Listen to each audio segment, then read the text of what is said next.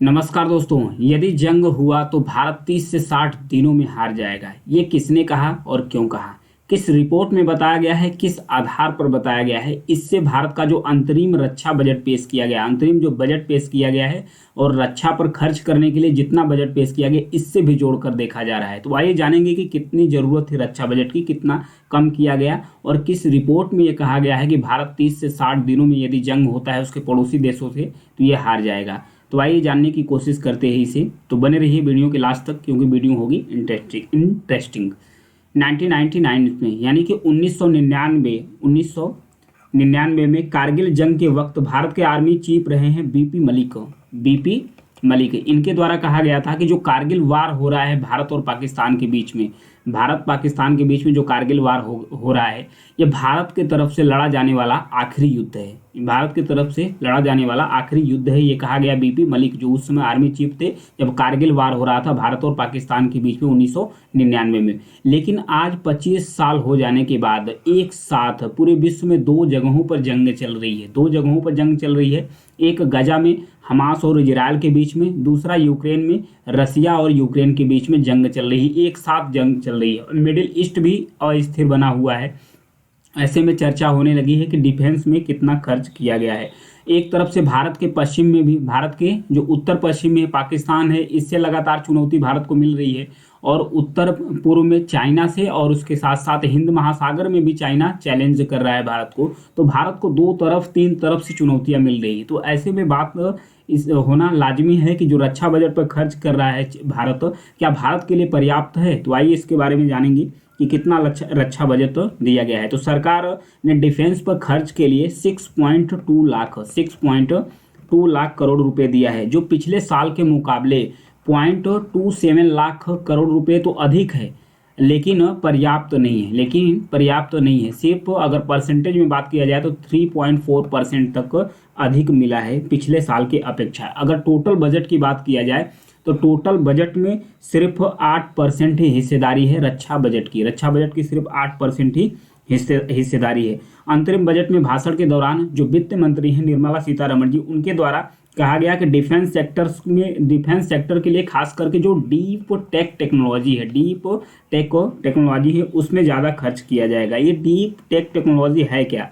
इसमें आता है रोबोटिक, आता है मशीन लर्निंग आ जाएगा, क्वांटम कंप्यूटिंग आ जाएगा। इन सब सारे क्षेत्रों में रिसर्च करने के लिए सबसे ज़्यादा खर्च की जाएगी। तो आइए जानते हैं कि डिफेंस बजट होता है ये भी 3 प्रकार के होते हैं। डिफेंस जो बजट होते हैं वो भी 3 प्रकार के होते हैं।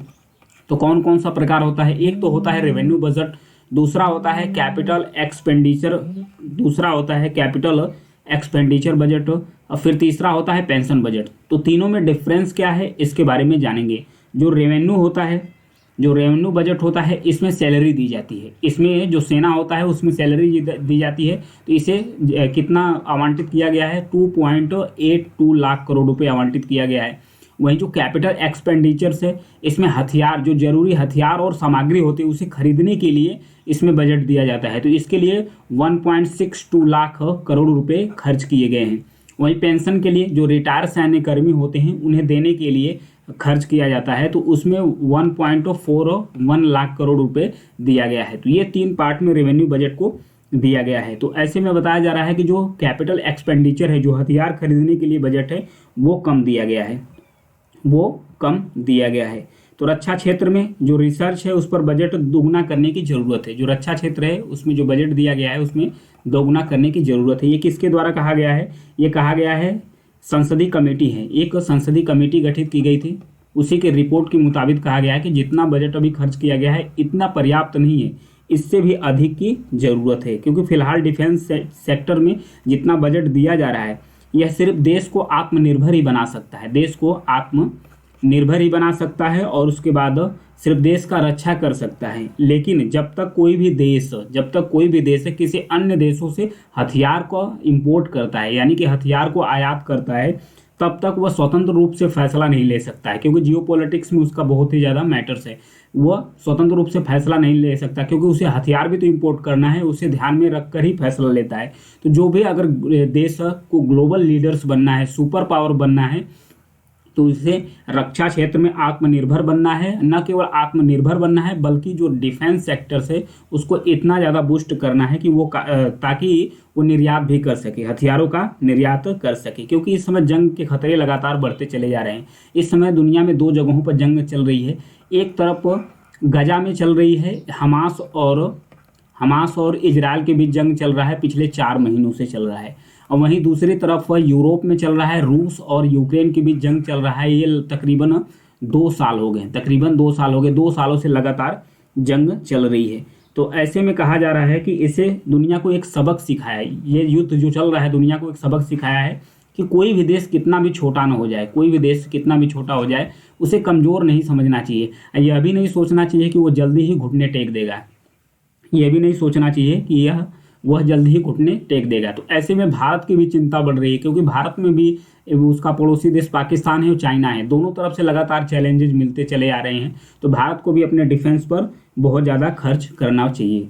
तो इसके साथ साथ एक यूरोपीय डिफेंस एंड सिक्योरिटी रिपोर्ट है, यूरोपीय डिफेंस एंड सिक्योरिटी रिपोर्ट है। इस रिपोर्ट के अनुसार क्या कहा गया, इस रिपोर्ट के अनुसार कहा गया कि यदि युद्ध होता है तो हथियार जो डिपॉजिट है भारत के पास है, यानी कि जितना भी रक्षा हथियार भारत के पास है, उस रक्षा जो हथियार है पर्याप्त जो उसके भंडार है, उसके आधार पर इस रिपोर्ट में बताया गया कि जितना भारत के पास हथियार है, अगर इस आधार पर देखा जाए, अगर युद्ध हुआ तो भारत 30 से 60 दिनों में ही भारत का जो हथियार है ये खत्म हो जाएगा। अब भारत जंग को हार सकता है, भारत जंग को हार सकता है, क्योंकि भारत जो डिफेंस बजट है उसमें जो हथियार खरीदे उस पर कम फोकस किया गया है, उससे ज़्यादा भारत पेंशन पर फोकस किया है। यानी कि पेंशन पर जो बढ़ाया है पैसा वो अधिक, यानी कि सैलरी पर जो दे रहा है पैसा भारत 2.82 लाख करोड़ रुपए दे रहा है। अब वहीं भारत का जो हथियार खरीदने के लिए सिर्फ 1.62 लाख करोड़ रुपए है, यानी कि जो हथियार खरीद पर भारत का खर्च है वो कम है अपेक्षाकृत सैलरी, यानी कि सैलरी पर अधिक पैसा दे रहा है। तो ऐसे में तुलना हो रही है। तो आइए जानते हैं कि 2023 में भारतीय सेना को क्या मिला और क्या कमी रह गई है। हमारा देश अभी 85 देशों को, यानी कि इंडिया अभी भी 85 देशों को हथियार सप्लाई करता है। ध्यान रखिएगा, भारत 85 देशों को हथियार सप्लाई करता है। भारत का जो डिफेंस निर्यात है 2016 के मुकाबले अभी 10 टाइम्स यानी कि 10 गुना तक बढ़ गया है, 10 गुना तक बढ़ गया है। 2023 में भारत ने हथियारों में इस्तेमाल होने वाले 928 उपकरणों की सूची बनाई गई। तो इसमें पाया गया कि ये सूची जो बनाई गई है, ये हथियार 928 भारत के द्वारा ही बनाए गए हैं। नेवी के लिए भारत के द्वारा 26 राफेल विमान खरीदी जा रही है। जो 26 राफेल विमान खरीदी जा रही है, ये खरीदी जा रही है फ्रांस से। उसके साथ साथ 31 यानी कि 31 जो MQ-9B ड्रोन है, MQ-9B ड्रोन है, ये खरीदे जा रहे हैं अमेरिका से भारत के द्वारा। ये भी डील पक्का हो गया है। भारत और अमेरिका के बीच मिलकर लड़ाकू जो बख्तरबंद वाहन स्ट्राइकर है, इसके बनाने की भी सहमत हुई है। अमेरिका की एक कंपनी है जिसका नाम है जनरल एटॉमिक्स एरोस्पेस, और दूसरे भारत की एक कंपनी है हिंदुस्तान एरोनॉटिक्स लिमिटेड, हाल्स। इन दोनों के बीच में जो फाइटर प्लेन के इंजन होते हैं वो बनाने का भी समझौता हुआ है। तो रक्षा बजट में कमी क्या रह गई है, इसके बारे में भी जानेंगे। रक्षा बजट में क्या कमी रह गई है, भारत में कितने चीज़ों की अभी आवश्यकता है। भारत अभी भी हथियार इंपोर्ट करने के मामले में दुनिया के नंबर 1 है।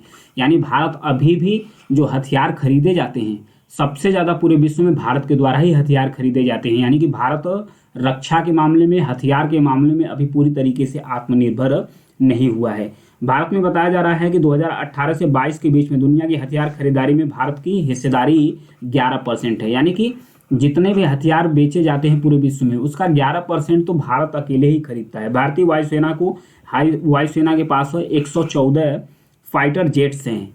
114 फाइटर जेट्स की ज़रूरत है, लेकिन कम है। इसके तुलना में भारत के पास जो फाइटर जेट्स है उसकी कमी है। वहीं भारतीय नेवी के पास लगभग 132 युद्धपोत हैं और जहाज हैं, जबकि उसे ज़रूरत कितनी है, 175 की। 175 युद्धपोत और जहाज की ज़रूरत है भारतीय नेवी को।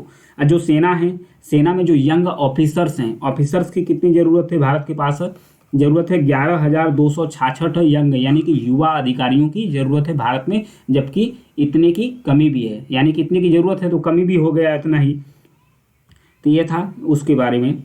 और ये भी जानेंगे कि भारत विश्व में आंकड़ा 2022 के बाद हथियार के मामले में कितना खर्च करता है, विश्व में डिफेंस पर भारत सब कितना खर्च करता है, किस नंबर पर देश आता है।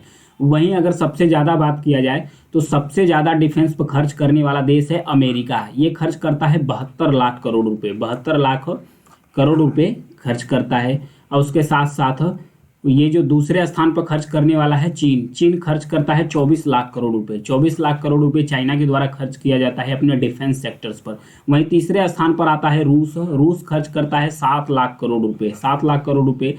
वहीं चौथे स्थान पर भारत आता है, यानी कि भारत विश्व का चौथा देश है अपने डिफेंस सेक्टर्स पर खर्च करने के मामले में। 6.7 लाख करोड़ रुपए भारत खर्च करता है। वहीं पांचवें स्थान पर सऊदी अरेबिया का नंबर आ जाता है, यानी भारत से थोड़ा ही कम है, 6.2 लाख करोड़ रुपए खर्च करता है। यानी कि भारत डिफेंस सेक्टर में खर्च करने पर अभी 4th पोजीशन पर है। जबकि भारत को अगर सुपर पावर बनना है, ग्लोबल लीडर्स बनना है, तो अपना डिफेंस सेक्टर है उस पर रिसर्च पर भी बढ़ाना होगा और रक्षा क्षेत्र पर भी बढ़ाना होगा, क्योंकि अभी अमेरिका और चाइना रूस के मामले में भारत अभी बहुत पीछे है, यानी कि 4th नंबर पर आता है। तो ये था भारत और के बारे में और भारत का जो डिफेंस सेक्टर है उसके बजट के बारे में। Thank you.